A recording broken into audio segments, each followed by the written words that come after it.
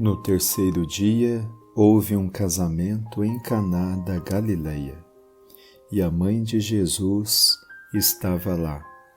Meu irmão, minha irmã, acolhendo o Santo Evangelho de Nosso Senhor segundo São João, capítulo 2, versículos do 1 ao 11, celebrando hoje a solenidade da padroeira do Brasil, transportemo-nos com a imaginação em Caná da Galileia.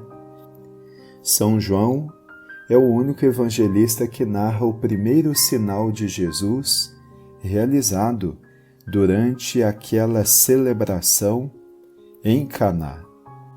Dizia Santo Tomás de Aquino: sendo Cristo cabeça da Igreja e seu esposo, era muito oportuno que ele iniciasse a sua atividade apostólica, dando grande apreço ao matrimônio.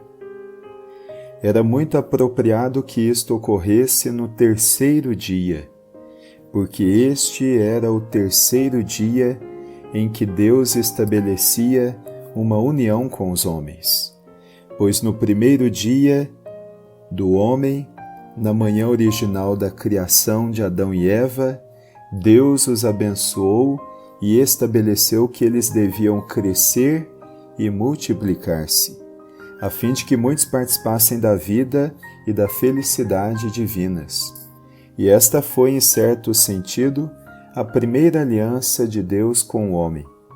E esta primeira aliança, o homem foi infiel quando cometeu o pecado original.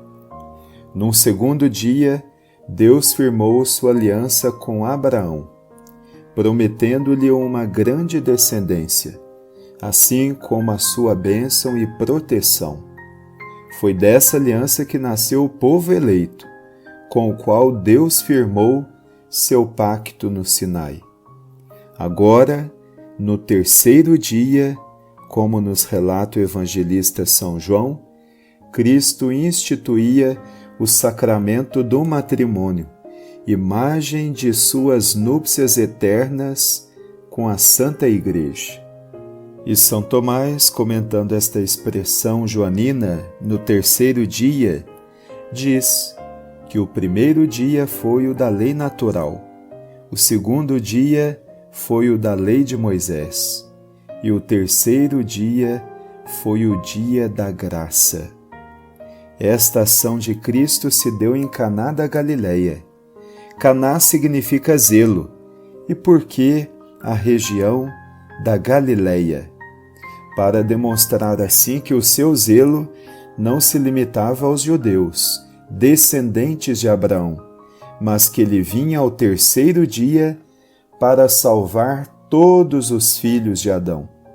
O Evangelho menciona: como o vinho veio a faltar.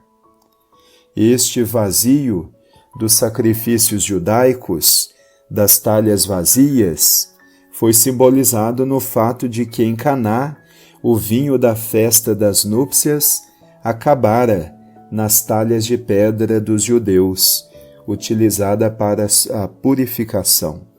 A incomparável superioridade do valor do sacrifício de Cristo no Calvário e na celebração da Santa Missa, sacrifícios de valor infinito porque nele se imola o próprio Filho de Deus, é figurada na superioridade imensa do vinho feito miraculosamente por Cristo em Caná, sobre o vinho que fora servido inicialmente aos convivas judeus. Nas bodas de Caná estavam presentes os apóstolos de Cristo e sua Mãe Santíssima, que eram membros do povo judeu, fiéis à revelação e à lei mosaica. Eles eram os restos fiéis do povo eleito, que sofriam com a decadência religiosa e moral dos filhos de Abraão e com a cegueira dos sacerdotes, saduceus e fariseus. Por essa razão, Nossa Senhora, cheia de zelo e de prestimosa caridade, é quem observa a Cristo. Eles não têm mais vinho. E que vinho era aquele que faltava aos judeus? São Tomás de Aquino, no seu comentário a esta passagem de São João, explica que aos judeus faltavam 3 vinhos. Primeiro, o vinho da justiça. Segundo, o vinho da sabedoria. Terceiro, o vinho da caridade. Porque a justiça dos judeus no Antigo Testamento era imperfeita. Sua sabedoria era em figura e não real. E a sua caridade não era filial, mas servil. E por que estas virtudes foram comparadas por Cristo ao vinho? O mesmo São Tomás explica dizendo: o vinho é áspero, e é a esse título que a justiça é chamada vinho. Por outro, o vinho alegra o coração do homem. É nisto que a sabedoria é vinho, porque sua meditação traz a alegria mais viva. Da mesma forma, o vinho inebria. Por essa razão, se diz que a caridade é um vinho, e a caridade é dita ainda vinho em razão do ardor que ele produz. E Jesus pergunta: mulher, por que dizes isto a mim? Quando Nossa Senhora disse a Cristo: eles não têm mais vinho, a resposta de Nosso Senhor à sua mãe, à primeira vista, pareceria dura àqueles que não possuem verdadeira compreensão da Sagrada Escritura. Examinando melhor a resposta de Cristo, se vê como ela é de fato elogiosa para com a Virgem Maria. Em primeiro lugar, convém lembrar que ele a chamou de mulher, também no Calvário, dizendo do alto da cruz: mulher, eis aí o teu filho. Chamando-a de mulher, ele fala como Deus à sua criatura. Mas ainda mais importante do que isso, para compreender o texto, é que Cristo chama sua Mãe Santíssima de mulher, para que todos reconheçam nela aquela mulher que profetizou no Gênesis, quando amaldiçoou a serpente: porém inimizade entre ti e a mulher. Cristo então chama sua mãe de mulher para que todos reconheçam nela a mulher, aquela que esmagou a cabeça da serpente ao consentir na encarnação do Verbo. E assim, como de Cristo se disse bem propriamente: eis o homem, assim também é próprio dizer da Virgem Maria, Mãe de Deus: eis a mulher. Por tudo isso, convinha que o Evangelho salientasse que ela era a mulher e que afirmasse ser ela a mãe de Jesus. Neste caso do milagre de Caná, ele quis demonstrar que a transformação da água em vinho, primeiro de seus sinais, se deu por causa das súplicas de sua mãe, a Virgem Maria. Nem a Galileia, nem Caná, nem os noivos, nem a falta de vinho tinham em si qualquer importância, mas a delicada caridade e o afeto maternal de Maria.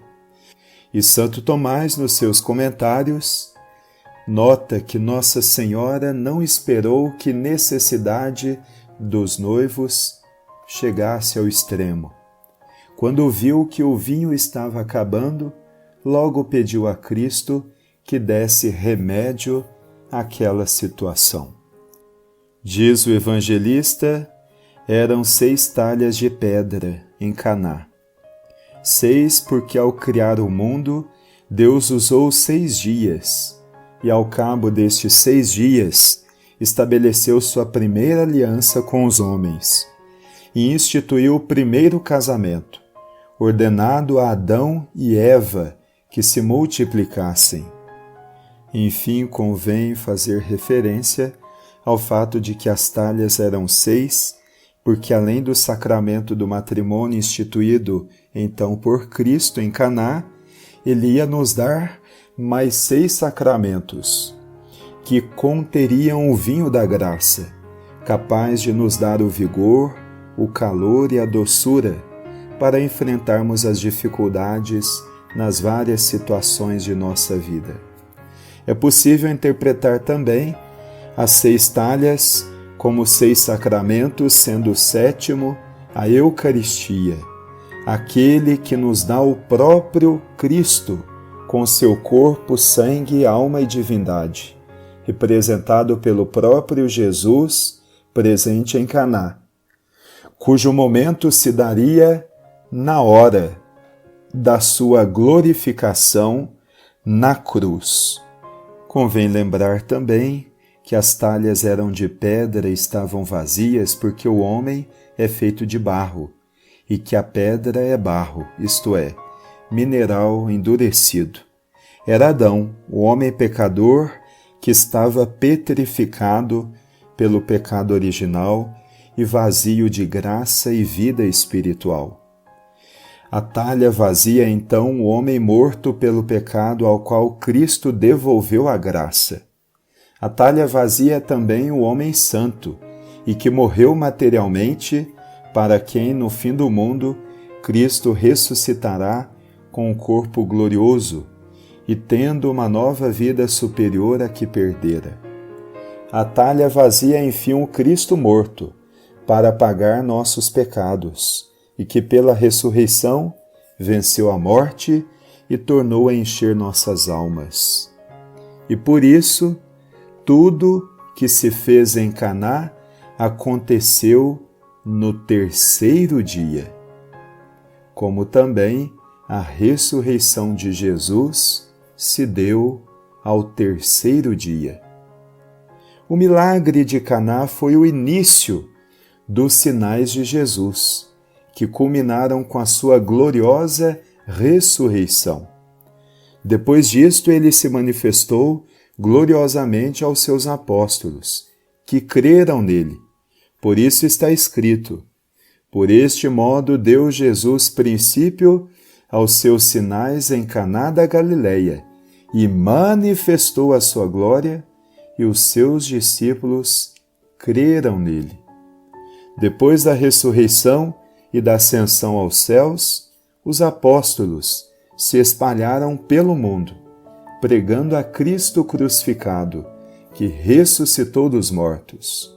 A Igreja Católica, cuja cabeça é Cristo, iniciou sua trajetória de missões, martírios, de polêmicas, de cruzadas, levando o nome de Cristo Jesus até os confins da terra, sempre assistida pela Virgem Maria e pelas preces da Igreja triunfante no céu. Por isso, hoje, supliquemos a intercessão da bem-aventurada Virgem Maria sob o título de Nossa Senhora da Conceição Aparecida. Que ela olhe pelas necessidades de todos os seus filhos e filhas. Que a ela possamos acorrer com os nossos pedidos. E ela, ao seu modo e a seu tempo, sempre se antecipará a levar junto de si para o seu Filho as nossas necessidades, ao mesmo tempo em que ela predispõe os nossos ouvidos e o nosso coração a verdadeiramente escutar a palavra de seu Filho.